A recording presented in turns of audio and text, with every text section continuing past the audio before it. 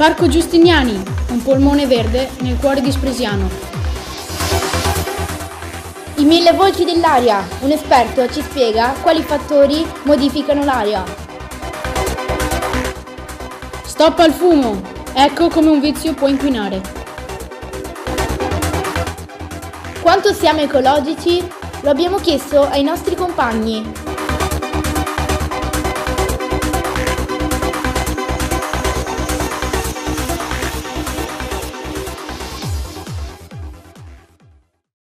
Buongiorno cari telespettatori e benvenuti alla nuova edizione del DTG.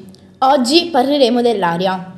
A questo proposito citiamo un proverbio cinese: non c'è ricchezza che può comprare l'aria. Come abbiamo sentito dai titoli, anche Spresiano ha il suo polmone verde. Ne abbiamo parlato con il dottor Caro Bolante. I polmoni verdi dell'Italia sono a rischio. Il nostro territorio, come il resto dell'Europa, è un paese molto industrializzato e l'energia di cui ha bisogno proviene per l'80% dalla produzione di petrolio, carbone e gas, con le emissioni di massicce quantità di anidride carbonica che danneggia il pianeta. Fortunatamente le piante producono una sostanza vitale, l'ossigeno, attraverso un processo chiamato fotosintesi clorofilliana. Le piante infatti catturano la luce solare e utilizzano sostanze semplici come acqua e anidride carbonica per produrre zuccheri e appunto l'ossigeno. Per sottolineare l'importanza del verde ci siamo rivolti ad un esperto, il dottor Caro Bolante. Perché è importante salvaguardare il verde? È importante salvaguardare il verde perché le piante sono le uniche forme di vita che riescono a produrre ossigeno. Quell'ossigeno di cui abbiamo bisogno noi e tutti gli esseri viventi. Quindi dalla loro salute, dalla salute delle piante, dipende anche la qualità e la quantità di ossigeno che noi abbiamo a disposizione per la vita fondamentalmente. Quindi è importantissimo tutelare il verde. A proposito di alberi, a pochi metri di distanza dalla nostra scuola si trova il Parco Giustiniani, un polmone verde di 45.000 metri quadrati. Il Parco Giustiniani è un parco storico perché fa da cornice a Villa Giustiniani, che è una residenza che è stata costruita dalla famiglia Giustiniani a Spresiano agli inizi del 1600. Queste grandi ville, ce ne sono tante nella nostra pianura, funzionavano come luoghi di villeggiatura ma anche come centro di coordinazione dell'attività agricola. Non dobbiamo dimenticare che la famiglia Giustiniani qui nel comune di Spresiano possedeva tantissimi campi e dalla villa appunto dava le direttive per il loro sfruttamento. La caratteristica di questo parco sono innanzitutto le dimensioni. Sembra un'affermazione banale, ma se noi andiamo a vedere i parchi delle altre ville sono in genere più piccoli, non perché magari in origine fossero piccoli, ma perché nel tempo sono stati ridimensionati o addirittura soppressi. Avere un parco così grande che fa da cornice a una villa è un fatto decisamente raro. Un'altra caratteristica importantissima è che il Parco Giustiniani e un po' tutti i parchi delle grandi ville stanno funzionando come da oasi rifugio per quelle specie di piante, soprattutto erbacee, che sono scomparse all'esterno, in quanto l'uomo con le sue attività, l'intenso sfruttamento della campagna, la necessità di costruire nuove abitazioni e strade, ha praticamente alterato tutti gli equilibri ambientali e non esiste più un vero e proprio ambiente naturale. Il Parco Giustiniani, essendo che sta crescendo tranquillo da 160-170 anni, ha permesso la conservazione di tante specie, come vi dicevo prima erbacee, che un tempo erano diffuse anche all'esterno e adesso si trovano solo là dentro. E per darvi qualche dato, sono state raccolte e classificate 380 specie, grosso modo, di piante, ripartite in 35 muschi, 250 erbacee e una novantina di specie fra alberi e arbusti, quindi un patrimonio vegetale veramente importante e da conservare, direi proprio. Continuiamo con il nostro TG. Come è fatta l'aria? Per saperne di più siamo collegati in diretta con il nostro inviato che si trova in compagnia del professor Marco Bortoletto. A te la linea, Yub. Buongiorno cari spettatori, oggi siamo nel centro studi dell'ambiente con il caro professore Marco Bortoletto che ci potrebbe spiegare la composizione dell'aria. Senz'altro. Ho preparato questo grafico nel quale potete vedere che una percentuale rilevante è circa il 78% è di azoto, poi abbiamo ossigeno circa per il 20-21% e poi il rimanente 1% è una miscela di gas rari, anidride carbonica. Tutto questo quando si parla della cosiddetta aria secca, perché poi naturalmente bisogna considerare anche l'eventuale tasso di umidità che fa variare la percentuale di vapore acqueo presente nell'aria. E infine bisogna considerare che nell'aria possono essere presenti anche particelle solide, più o meno grandi, che sono il frutto sia di fenomeni naturali e anche dell'attività dell'uomo e del suo, come dire, lavoro di industrializzazione. In questo argomento abbiamo preparato un servizio, preghiamo la regia di mandare il contributo.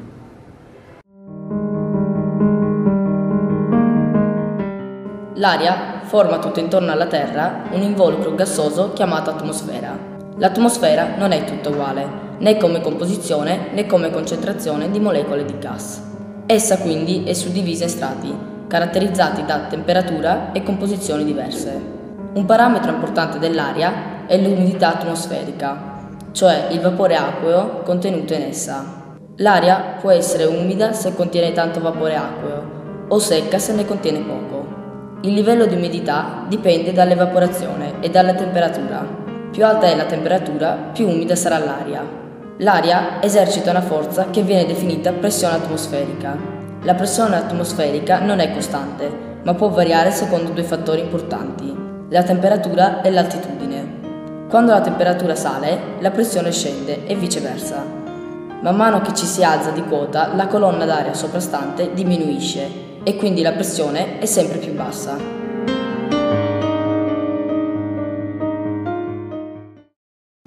Eccoci ancora con il signor professor Marco Bortoletto. Scusi, prima di salutarci, ci potrebbe spiegare la ricetta per mantenere sempre l'aria più pulita?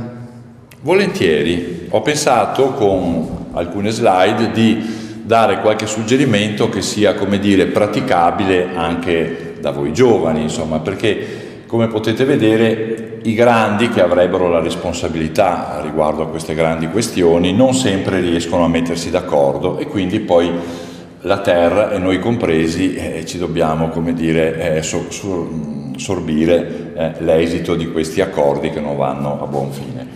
Allora io direi, per cominciare, che usare i mezzi pubblici ad esempio è un'ottima cosa, perché viaggiando in molti su un unico mezzo si riduce senz'altro la quantità di emissioni ed è quello che voi ad esempio state già facendo. Se i vostri genitori ognuno porta il proprio figlio a scuola si moltiplica per 20 l'inquinamento. Poi abbiamo anche l'utilizzo di elettrodomestici a basso consumo, perché molta parte, diciamo, dell'inquinamento deriva dalla necessità che ha l'uomo di produrre energia elettrica, quindi se noi consumiamo poca energia avremo anche delle centrali elettriche che lavorano poco e quindi inquinano anche meno. Ho saltato una slide in cui si vedevano i Flintstone, in cui l'idea era usiamo anche auto elettriche ad esempio o comunque con combustibili a basso impatto ambientale. Le case oggigiorno devono essere costruite in modo da essere ben isolate e anche questo ridurrà l'uso di carburanti o dell'elettricità per riscaldare le case.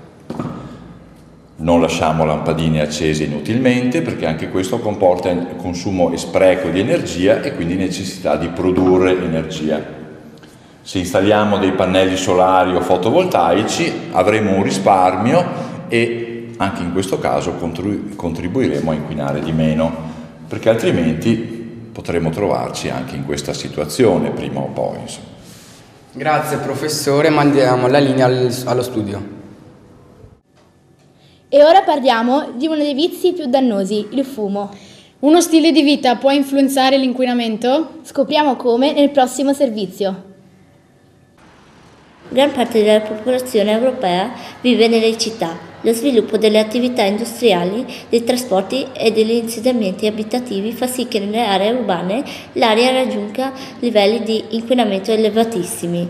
I principali gas che avvelenano la nostra atmosfera sono gli ossidi di carbonio e di azoto e a questi aggiungono 200 composti organici volatili, polveri eccetera. Per queste ragioni si diffondono sempre più malattie respiratorie come l'asma e tumori. A questo proposito, come non segnalare il problema del tabagismo? Tabagismo uguale sigaretta. Sapete quante sigarette sono state fumate oggi in tutto il mondo? Circa 16 miliardi da parte di 1 miliardo di fumatori. E lo stesso accade ogni giorno dell'anno. Ogni boccata di fumo emette nell'organismo oltre 4.000 sostanze tossiche. Se siete mai entrati in una stanza satura di fumo di sigaretta, vi sarete accorti che il fumo ci fa bruciare gli occhi e tossire. Fortunatamente il nostro corpo è in grado di difenderci dai granelli di aria inquinata che respiriamo, perlomeno da quelli più grandi. Le sottili ciglia all'interno del naso e dei polmoni intrappolano parte del veleno. Quando starnutiamo e tossiamo, l'aria inquinata viene espulsa. Traffico, impianti di riscaldamento e cattive abitudini possono modificare la qualità dell'aria. Abbiamo chiesto ai nostri compagni come si comportano per salvaguardare l'ambiente. Ascoltiamo cosa ci hanno detto nella prossima inchiesta. Con che mezzo vieni a scuola e perché? Beh, vengo a scuola in macchina poiché abito molto lontano o in autobus quando posso perché i miei genitori lavorano. Vengo con la macchina di mia mamma perché anche deve andare a lavoro e poi è libera anche in quel momento. Vengo a scuola con l'autobus perché i miei genitori in quell'ora vanno a lavorare. In autobus perché i miei genitori non mi possono portare. Vengo con la macchina di mia mamma perché lavora qua vicino e allora riesce a portarmi. La tua auto ha un motore ecologico o va ancora con i vecchi combustibili come benzina, eccetera? Con la benzina. No, la macchina dei miei genitori va a benzina. Ancora benzina. Con la benzina. A casa, quale fonte energetica usi per il riscaldamento? Il termosifone o la stufa. A pian terreno uso la stube, mentre nella stanza al secondo piano uso il termosifone. Sistema a caldaia, i termosifoni insomma. Uso i termosifoni e la stufa. I termosifoni. Cosa si potrebbe fare per diminuire l'inquinamento? Andare in bicicletta, usare auto elettriche e con insomma carburanti ecologici. Si potrebbe andare molto più spesso a piedi o in bicicletta, oppure se si deve andare in un posto in gruppo si potrebbe usare una macchina ma con più persone dentro. Andare più spesso in bici o a piedi, oppure spegnere anche l'auto quando si è ai semafori. Andare più spesso in bici o a piedi e se proprio abiti lontano andare con i mezzi pubblici. Utilizzare macchine a metano e andare più spesso in bici invece che usare le macchine. Questo era il nostro ultimo servizio. Grazie per essere stati con noi. Da DTG è tutto, arrivederci.